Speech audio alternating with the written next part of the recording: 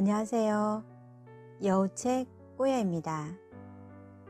오늘 낭독할 책은 역사 동화책 서차를 전하는 아이, 한윤섭 글, 푸른숲 주니어.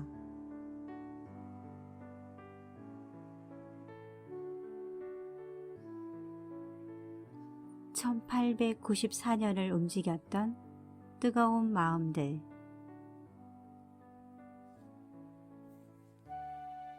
우리는 이 이야기를 통해 절망스러운 상황에 놓여 있으면서도 희망을 품고 자기 길을 찾아 떠난 한 아이의 씩씩하고 굳센 마음을 느낄 수 있습니다.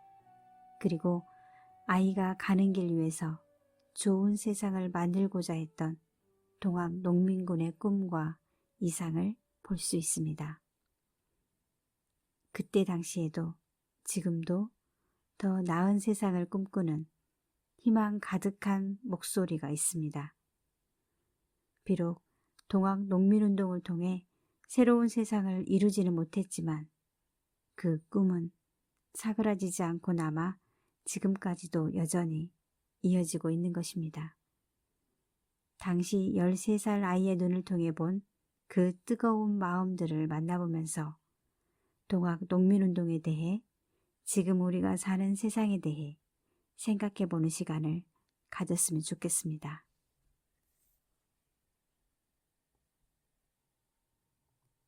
(19페이지)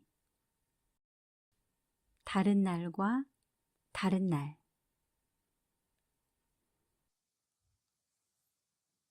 아버지가 춘천 사람이라 보부상들은 아버지를 이춘천으로 불렀다. 그건 다른 보부상들도 마찬가지였다. 모두들 본래 성씨에 자신이 태어난 고을 이름을 붙였다. 그게 보부상들의 관례였다. 아버지는 한지와 벼루, 먹, 안경, 장신구와 같이 작은 물건들을 팔러 장터를 옮겨 다니는 보상이었다. 그래서 큰 물건을 팔러 다니는 부상들처럼 지게를 지지는 않았다. 아버지는 대부분 도성과 춘천을 오가며 장사를 했다. 도성에서 사온 것을 춘천에다 팔았고 춘천에서 사간 것을 도성에다 팔았다. 이춘천 형님, 어디로 가시오? 며칠 전부터 도방에 같이 다니던 어른이 짐을 챙기며 물었다. 우리는 전라도로 가네. 그 어른은 의아한 듯 아버지를 바라보았다. 그리고는 아주 작은 소리로 말했다. 혹시 동학에 참여하러 가십니까? 그 소리에 아버지는 이리저리 주위를 살폈다. 나는 그런 거 모르네. 저 아이를 먼 친척집에 맡기러 가네. 서차를 전하러 간다는 말을 할 수 없어 꾸며낸 얘기였다. 나는 못 들은 척했다. 지금 전라도와 충청도는 전쟁터나 다름없다고 합니다. 가는 길이 험할 것인데. 죄 지은 것이 없는데 죽이기야 하겠는가? 죄 짓지 않았는데 죽이니 무서운 세상이 아닙니까? 그 말도 맞구먼. 다음에 또 보세. 등짐을 지고 아버지가 일어났다. 아직 해가 뜨지 않아 날이 선선했다. 아버지는 해가 없을 때 부지런히 걸어야 한다며 걸음을 재촉했다. 경복궁 근처를 지날 때 일본 군사들의 모습이 보였다. 말을 탄 군사들과 총을 든 군사들이 경복궁을 둘러싸고 있었다. 조선 사람들은 일본 군사들 앞을 지나갈 때 그 기세에 눌려 고개를 돌리고 힐끔힐끔 겪는 줄만 했다. 그건 우리도 마찬가지였다. 아버지, 왜 일본 군사들이 궁궐을 감싸요? 조선이 힘이 없으니까. 아버지는 길게 말하지 않았다. 지난번 청나라 군사를 보고 물었을 때도 똑같이 대답했다. 아버지는 다른 어른들과는 그런 얘기를 나누었지만 내게는 자세히 말하는 법이 없었다. 아버지, 동학도가 뭐예요? 동학을 믿는 사람들이다. 아버지도 동학도예요? 누가 그러더냐? 도방에서 아버지가 어른들과 하는 이야기를 들었어요. 항상 동학도를 좋게 말하잖아요. 아버지도 동학을 믿으세요? 아버지가 천천히 고개를 저었다. 다행이었다. 동학도가 되면 왜 관군에게 잡혀가나요? 동학도는 나쁜 사람인가요? 아니다. 동학을 믿는 사람들은 나쁜 사람들이 아니다. 단지 서로 믿는 것이 다를 뿐이다. 그걸 죄라고 여기는 사람들이 잘못이지. 거기까지 말하고 아버지는 다시 걷기 시작했다. 해가 뜨기 시작하자 몸에 땀이 흘렀다. 숭례문을 지날 때 아버지는 다시 걸음을 멈춰섰다. 오늘은 숭례문이 유난히 보기 좋구나. 아버지는 평소와 뭐가 다른지 오랫동안 숭례문에서 눈을 떼지 않았다. 하지만 내 눈의 숭례문은 다른 날과 다를 것이 없었다. 언제 다시 볼지 모르겠다. 세상 일이란 한 치 앞도 모르는 것이니. 아버지는 한 번도 하지 않았던 말을 했다. 나는 그것도 서찰 때문이라 생각했다. 도성을 빠져나와 마포나루에 도착했다. 강을 건너려는 사람이 제법 많아 보였다. 나는 처음으로 배를 타고 강을 건넌다는 생각에 흥분이 되었다. 아버지의 손을 잡고 배에 올랐다. 사람이 오를 때마다 배가 심하게 흔들렸다. 크지 않은 배의 사공은 제법 많은 사람들을 태웠다. 배가 비스듬히 강을 가로지르는 동안 해가 중천에 있어 뜨거웠다. 그래도 강바람은 제법 시원했다. 아버지는 배에 탄 다른 보부상들과 이야기를 나누었다.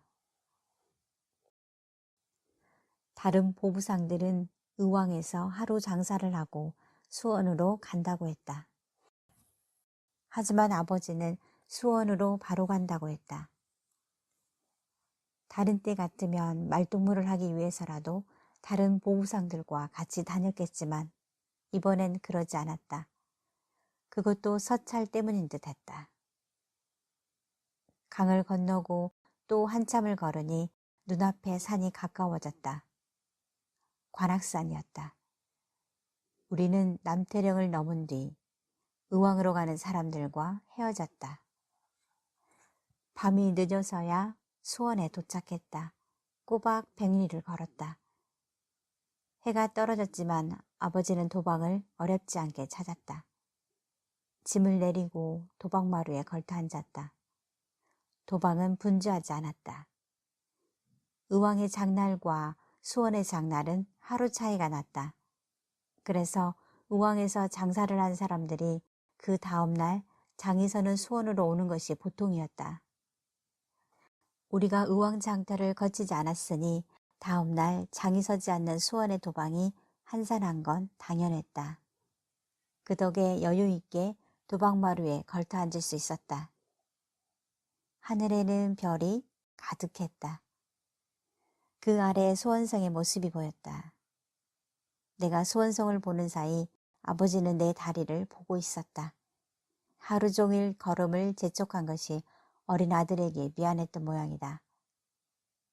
아버지는 한 번도 내색하지 않았지만 난 매번 그 마음을 알아차렸다. 아버지, 저도 보부상이 될까요? 내가 수원성을 보면서 아버지에게 물었다. 정말 뜬금없는 질문이었다. 보부상이 되고 싶으냐? 아버지가 되물었다. 나는 잠시 생각했다. 보부상이 싫다고 하면 지금 아버지의 처지가 딱해 보이는 꼴이 되고, 좋다고 하면 아버지가 왠지 서운해할 것 같았다. 내가 머뭇거리고 있을 때 다행히 도방 아주머니가 밥상을 가지고 왔다. 국에 만 밥에서 김이 났다. 우리는 밥을 먹는 동안 좀 전에 했던 말들을 다시 꺼내지 않았다. 도방이 한산해 아버지와 단둘이 작은 방을 썼다. 어떤 때는 10명이 넘는 사람들과 함께 몸을 세워 잠을 자기도 했다. 그런 날에 비하면 아주 호강을 하는 셈이었다. 잠자리에 누웠다. 어둠 속에서 나를 보는 아버지를 느낄 수 있었다. 죽은 네 어미 생각나지? 아버지는 3년 전 어머니가 돌아가신 후로 한 번도 어머니 얘기를 꺼내지 않았다. 아버지가 어머니 이야기를 꺼내지 않았기 때문에 나도 어머니의 이야기를 꺼내지 않았다. 언제부터인가 그것이 아버지와 나 사이의 약속처럼 되어버렸다. 그런데 아버지가 죽은 어머니 얘기를 꺼냈다. 네, 그냥 조금. 나는 얼떨결에 대답했다. 아버지도 네 어미 생각이 많이 난다. 정말 이상한 날이었다. 아버지는 그 말을 하고 잠에 들었다. 그리고 나도 어느 순간 잠이 들었다. 얼마나 잤을까? 새벽녘에 눈이 떠졌다. 아버지는 여전히 잠을 자고 있었다. 그런데 분명 다른 날과는 뭔가 다른 것이 있었다. 나는 한동안 아버지에게서 눈을 떼지 않았다. 이상하게 아버지의 몸에서 작은 움직임도 일어나지 않았다. 목 뒤로 서늘한 바람이 스쳐 지나갔다. 나는 아버지를 흔들었다. 아버지의 몸은 축 늘어져 있었다.